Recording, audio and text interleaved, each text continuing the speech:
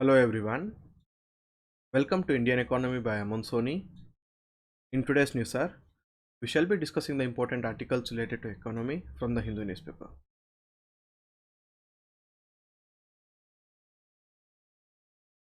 In the editorial page, the article is about the need for increase in capital spending. Recently, the report of the core sector industries performance came, and in the report, few of the sectors have performed better than the last month. But if we compare it to the January month, the output in absolute terms declined. For example, if you take electricity generation, which shows the business activity and the demand for production, compared to the January month, it had declined. Compared to the previous month, it has increased because of the base effect, but compared to the January month, in absolute terms, it has reduced. And another macroeconomic indicator is the steel production, that has also reduced, and refinery products, that has also reduced. So the editorial says at least 4 out of the 8 core sector indicators, they are below the COVID levels. And on the other side, because of the Russia-Ukraine conflict and the federal banks tapering with the bond yields, the inflation in the Indian economy is increasing. We are getting imported inflation because the basic cost of goods that we are importing is high. So when the input price of the good is high, obviously the output price has to contain that high inflation which we have already imported, because the input price itself is high. It has to be passed on to the end consumer, so the retail prices would end up being high. And we have been reading news reports about how inflation is hovering around the 6% tolerance limit set by the RBI. And the other major aspect that affects the Indian economy is the consumer demand. The rural consumer demand has not picked up compared to the urban consumer demand, and if the consumer demand gets affected, it will have a domino effect. It will have rollover effect on the economy, and it would again affect the core sectors. So the editorial says that the government has to increase its capital investment, because currently the capital investment is just 0.8 percentage. And in the previous news hours on Saturday, we have discussed about how the GST tax revenue collection is increasing. So even though the tax revenue collection for the government is increasing, the government is not investing heavily in the capital expenditure, because whatever the government would expected the amount would come from the disinvestment proceedings, that did not happen, because almost 60,000 worth of the IPO of LIC stopped because of the volatility in the stock market because of the Russia-Ukraine conflict. So we don't know when the government is going to go for the IPO of LIC. Until then, the government, even though the tax revenue is increasing, because of the reduction in the disinvestment proceedings, the government would be careful in its spending.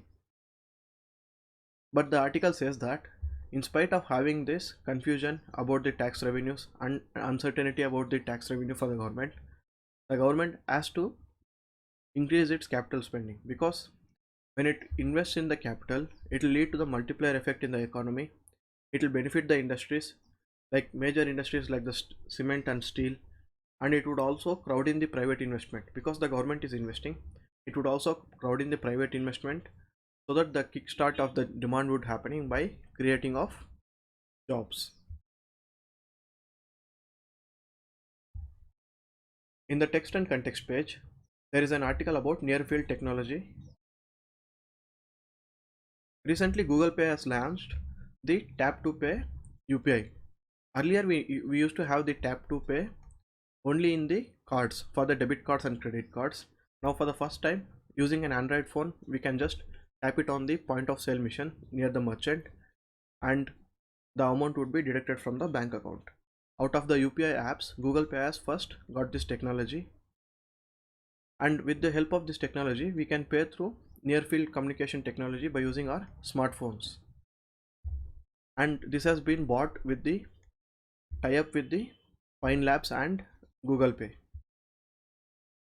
So let's go into the details. What is NFC, that is near field communication technology, and how does it work? Near field communication, as the name says, it is for the short range wireless connectivity. It has to be very close, it has to be in physical contact or within centimeters of the device. Only then the communication works. And it can transfer information quickly by just a single tap. When you take your card, which is NFC enabled, and just tap it on the point of sale machine, the transaction happens. The point of sale machine would send the details to the card would again respond to the details, and the details would be sent to the bank, and the transaction happens. We can also share documents using this technology. Just like how we are making payment, the information is getting transferred here when we make a payment. So using the same technology, we can also share documents. So this point could be helpful in prelims in elimination, because if the line says that only card payment could be made using this, no, we can also share documents. We can share any information, short information that is possible. And for the transaction to happen, the electromagnetic radio field is used here, and both the devices, that is the merchant point of sale machine and the card, both have to have a chip with the near field communication technology in that. So when we get into the very short distance of it, both get activated, they communicate with each other, and the transaction happens.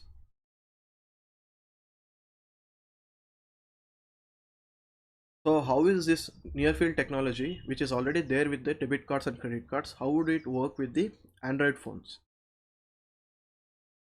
Now once we tap our phone to the point of sale machine, it will automatically open the Google Pay app, the amount would get filled, and the person has to fill in the UPI pin. So earlier what we used to do, we had to either scan a QR code which the merchant has put up, or we have to enter the UPI ID or the mobile number of the merchant. This process will take a long time. Now just by a tap, the details would be automatically filled, and the customer has to just authenticate the transaction by verifying the amount and the details, and he has to enter his UPI pin. So the transaction becomes much at a faster rate.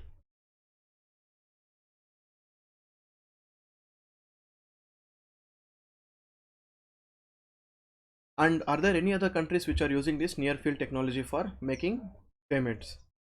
Apple had introduced the tap to pay on their iPhone, and it is currently being used in the USA, where Apple Pay, using Apple Pay, we can make contactless credit card and debit card payments, and through other digital wallets that is there in the Apple phone, we can make the payments.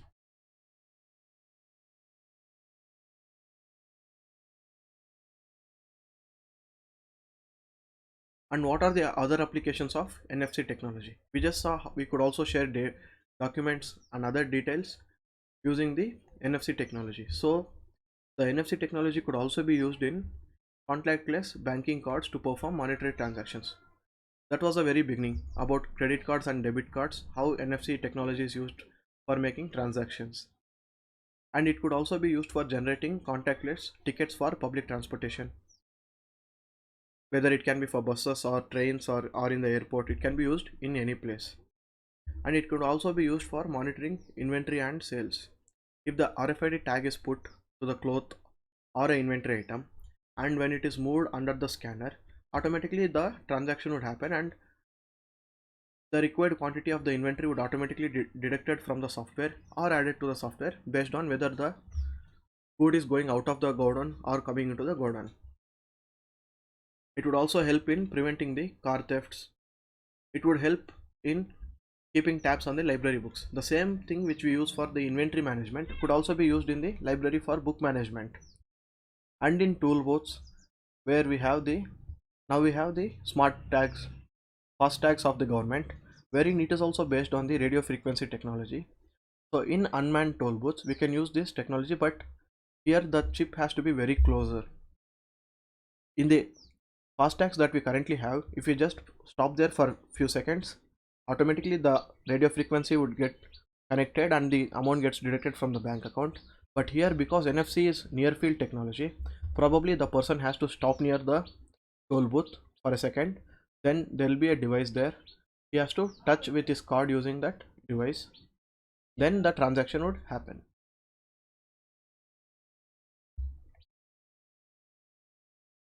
And is this technology safe? Because it has to be very close contact, it is difficult for attackers to trace it. But still we have to be careful about how people would siphon off the money by having skimmers. Skimmers would be devices just like the point of sale machines. It would steal the card data when you tap to the skimmer. So probably if you're just keeping your near field technology enabled card in your pocket and you're in a busy market, if someone comes with that skimmer, and in the busy market you would know who is just passing by you, and if they touch with that by entering the details and requesting money, probably you'll have a limit of say up to 1000 rupees of upper limit in your debit or credit card for near field technology. If the person puts in 1999, and if he taps your phone, and or if he taps your debit and credit card, they could steal the money easily. But here when it comes to the Android phone of Google Pay, here we have additional security of the UPI pin. Without the UPI pin, the transaction doesn't get authenticated, so it is much safer than the debit and credit card. Even for debit and credit card, we have separate wallets which are electromagnetic radiation free. If you put your card inside that wallet, separate wallet, no electromagnetic radiation could pass through that wallet, so that your card would be safe. And how does it different from the other technologies which are already in use? We have the IRDA technology for short range within few meters of connection for exchanging data over infrared light. This technology is used in our TV remotes, wherein using the line of sight, that is both the receiver and the sender, the TV remote and the TV have to be in line of sight, and using the infrared light we would do the transaction. The best example is the remote control devices of our TVs. But however, for this TV technology, both the receiver and the sender has to have supply. Here when it comes to the debit card or credit card or the point of sale machine using near field technology, the card need not have any electricity. It is just the point of sale machine, and if you just touch the point of sale machine, the electricity and energy through the electromagnetic waves in the point of sale machine in the near field communication technology, that would be used to activate this card and make a transaction. But when it comes to a TV remote and a TV, there has to be required hardware inside the TV, and the TV remote also has to have batteries to support it. So that is the disadvantage of the earlier technology which we have. And both this remote and the TV have to be configured for each other so that they work only for each other. But when it comes to NFC technology, whichever point of sale machine which has the NFC technology, it can be used without any specific configuration that we have to make. That's about this article. And finally, who did start this NFC technology? In 2004, three companies, Nokia, Philips and Sony, together they formed the NFC Forum to invest into this technology. And in 2007, Nokia first released this near field communication enabled phone.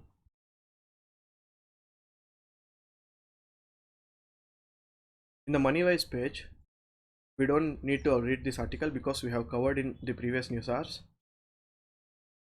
We can skip this also.